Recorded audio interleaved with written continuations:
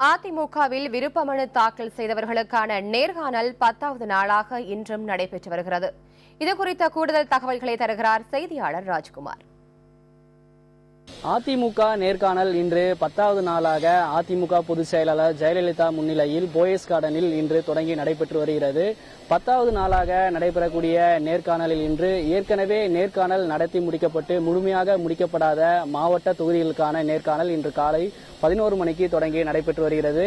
இந்த நேர்காணலானது இன்று காலை 11 மணிக்கு தொடங்கியதில் கோவை, சேலம், நீலகிரி, ஈரோடு, திருப்பூர் மாவட்டங்களுக்கான நேர்காணல் இன்று காலை தொடங்கி நடைபெற்று வருகிறது.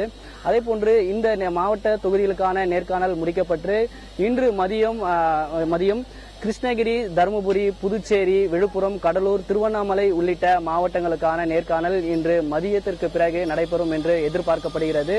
தற்போது தொடர்ந்து இன்று 10வது நாளாக நடைபெற்று வரக்கூடிய நேர்காணலில் அந்தந்த தொகுதியில் இருக்கக்கூடிய வெற்றி வாய்ப்புகள் குறித்தும் அதேபோன்று எதிர்க்கட்சி தரப்பில் யார் வேட்பாளராக நிறுத்தப்படுவார் உள்ளிட்ட கேள்விகள் நேர்காணலில் கேட்கப்பட்டதாக தெரிவிக்கப்படுகிறது.